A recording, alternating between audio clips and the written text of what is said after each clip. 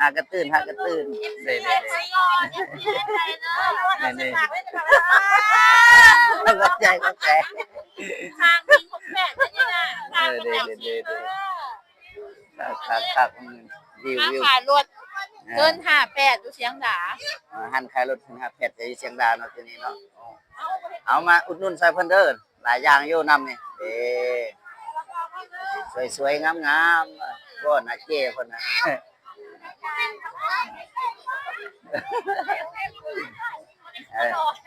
นี่คุณอาเจ้เพิ่นบ่งามๆป๊าทุกเจ้นายเจ้เพิ่น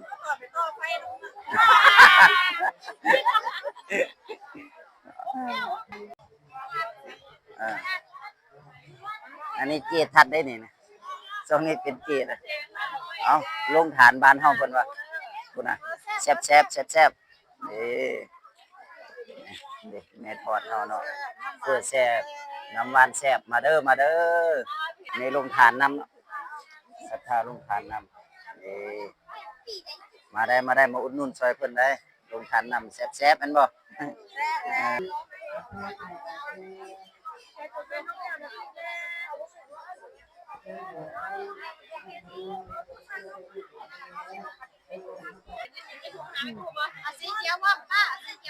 คนหลายคน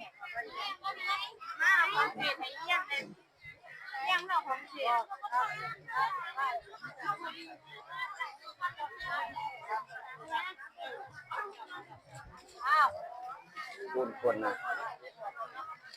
คนหลายดิอันนี้ก็ลุงทานหลายอย่างอยู่นี่พู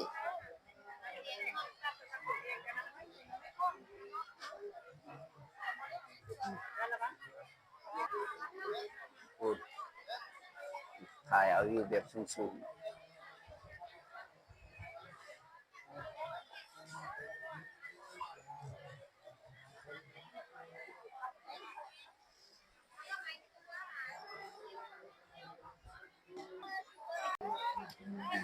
ลงทานแต่ลงทานหลา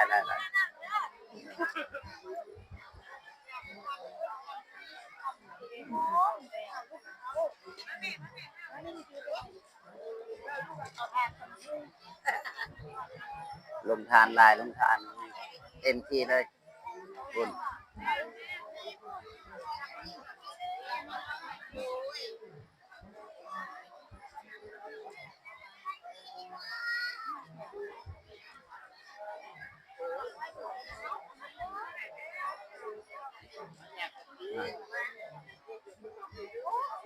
ลงทานเต็มที่เด้อลงทาน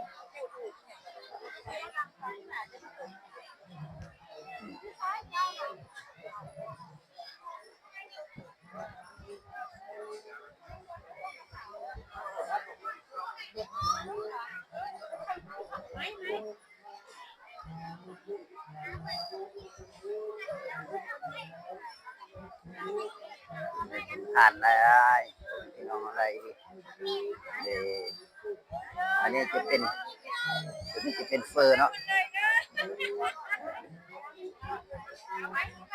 เอามาอุดหนุนเพิ่นเด้อหมดเลยได้นี่นะพุ่นเลยเด้อหมดเลยได้เอาสวยๆงามๆเนาะหมดแล้วได้ดีเนาะหมดแล้วนี่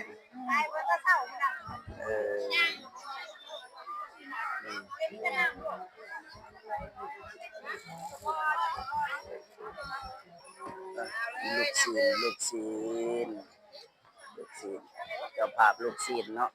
ลงทานลูกศิลเด้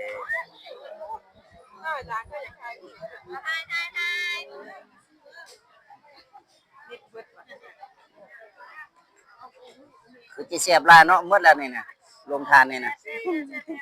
นี่มาอุดหนุนซอยเพิ่นเด้อ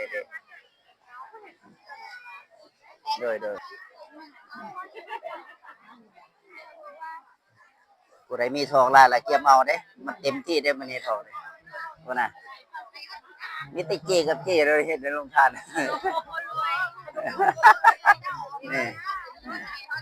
ผู้เฮ็ดนี่มาอุดหนุนซอยเพิ่นเด้อ วัดคำเจริญนี่อ่า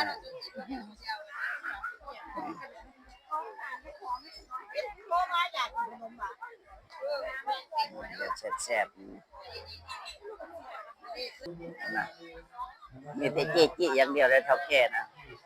เอาบุญบานนะบานเพิ่นได้นี่บ่แม่นบานเท่าเด้เด้พูดนะเท่าแก่อยู่พูดยิ้มได้กับเท่าแก่เออเออเดี๋ยวงามคือเก่ายังงามคือเก่านี่